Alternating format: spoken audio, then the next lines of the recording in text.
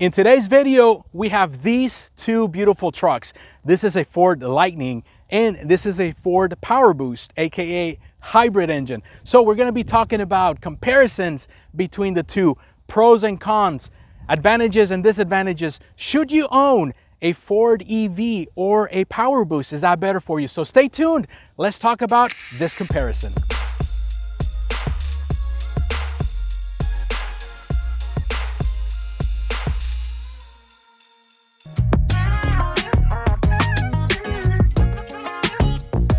Obviously, one of the advantages that the Lightning has is the fun factor, which is through the roof. And the reason I say that is because when you accelerate on an EV, this thing has immediate acceleration. The power is transferred to the wheels immediately on an instant, unlike a gasoline engine that has to travel through all of the powertrain to get to the wheels. So the fun factor, it is unmatched. It is one of the advantages that a Lightning has. Advantage two is the tax credits. That is huge.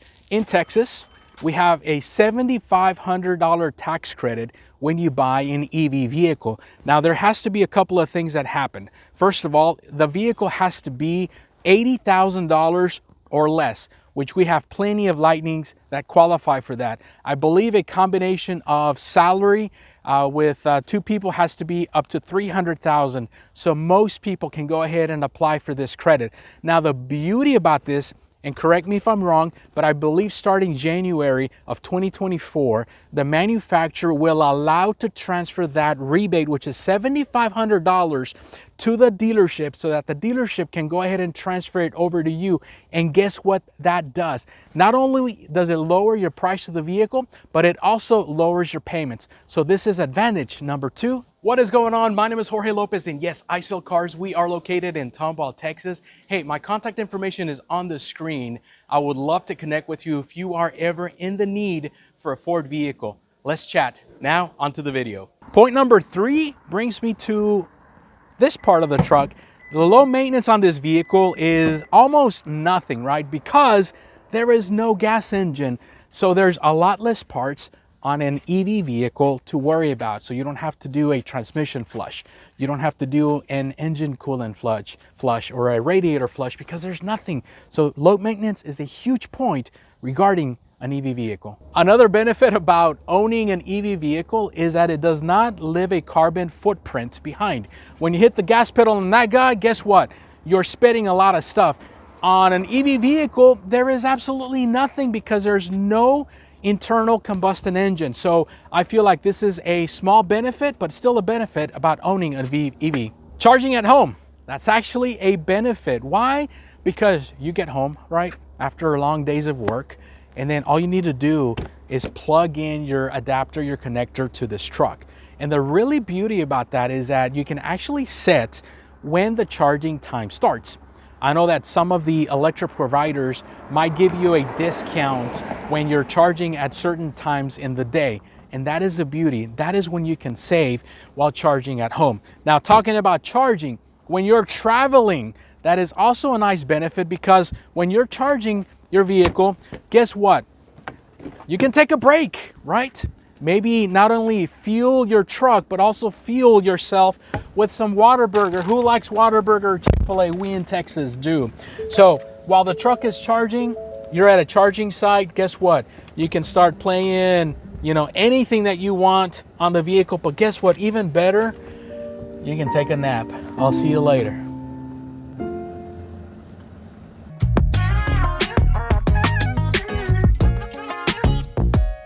So yes, taking a break, playing a game is a good benefit about owning an EV vehicle, but also a negative, now that we're talking about negatives, is the time.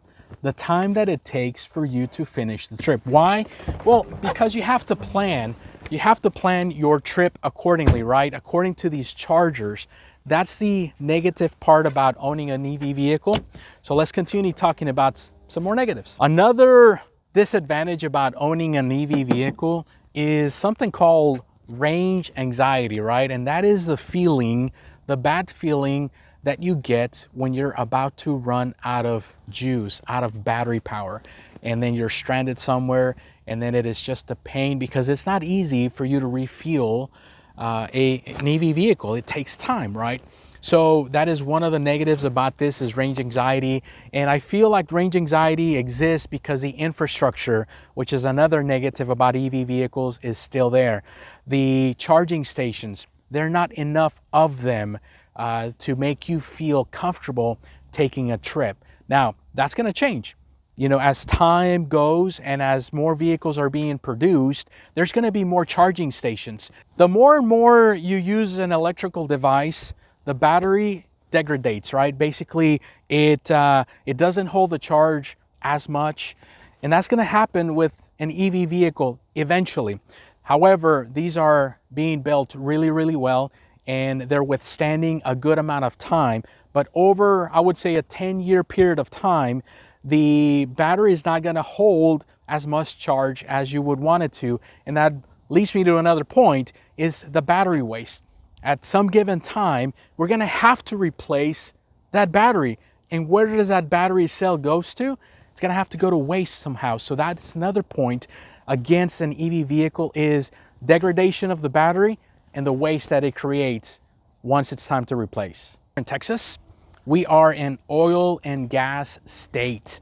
I mean, we've got tons of people that drill, that work in companies that drill. So they are against EV vehicles, okay? So I don't know about your state, but here in Texas, and it's really hard to try to sell EV vehicles to customers, which brings me to another negative about an EV vehicle, and that is the power grid. I don't feel that the power grid has been upgraded enough to withstand all of the incoming EV vehicles that are going to be pushed to market. So that is another negative about an EV vehicle. Now let's switch gears and talk about some benefits of owning a PowerBoost or hybrid engine on your next vehicle. So I feel like a hybrid engine is a good compromise. Not going full electric ready yet, that's not a problem. That's why we've got a hybrid component vehicle here. So a hybrid is a combination of a gas and an electrical motor and battery that will kind of act like a full EV vehicle. So if you're not ready to commit to the full EV vehicles, then consider the hybrid, because I think that gets you exposure, gets you to practice the feel of driving in an electric mode. But guess what?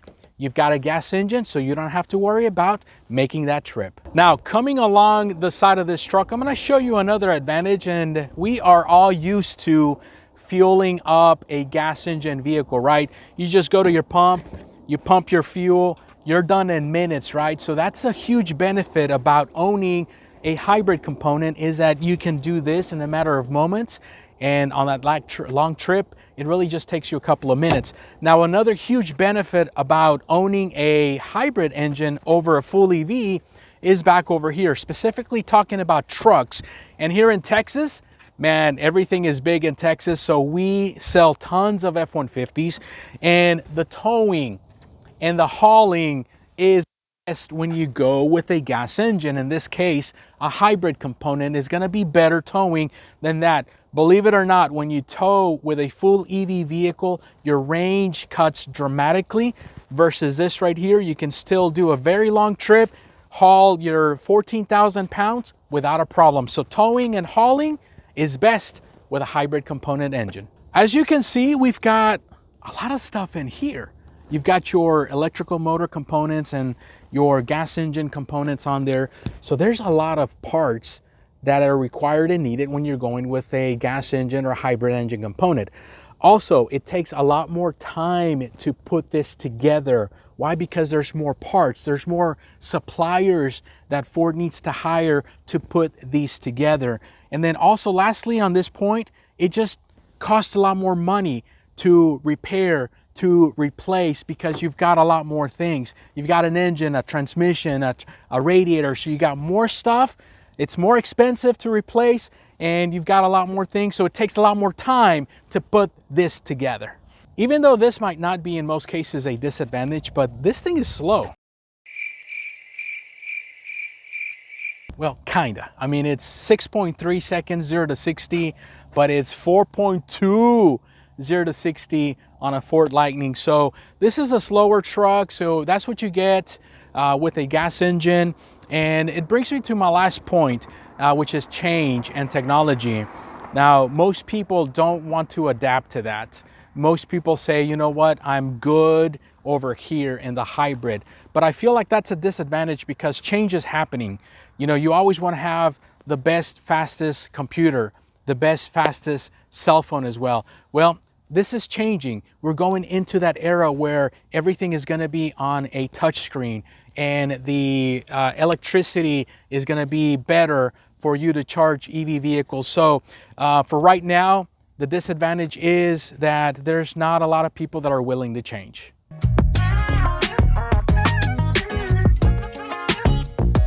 You're asking yourself, is an EV vehicle for you? Well, a few things to help you make the decision. If you like technology, it's a no-brainer. Most EVs, I think all of EVs have a lot of technology in them. Almost gonna fall. If you don't live far from work, I think you can also make an EV work for you. If you've got a family of multiple cars, you can definitely make an EV work for you, because for longer trips you can take your gas engine vehicle, and for shorter trips you can also take your electric vehicle. Also, if you live in warmer climates, the batteries work best, but don't get discouraged if you live in the northern states. It can still work for you. And then lastly, if you've got accessible charging ports at your home or at your work, you can definitely make an EV work for you.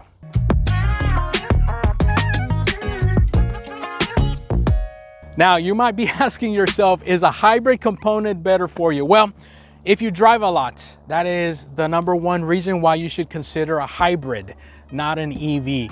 If you're towing something with your F-150, that is another reason to get this hybrid component vehicle. Why? Because it will out-tow the EV for a longer period of time. And then also, if you don't want to make that change, if you want to stay with an internal combustion engine, well, the hybrid component is for you. Now, there's some folks that really are not ready for a change. If you're not ready for a change, well, you have to stay with a hybrid, right, until you're getting used to the electric vehicle. If you're a family of one car, then really I would recommend going hybrid versus an EV.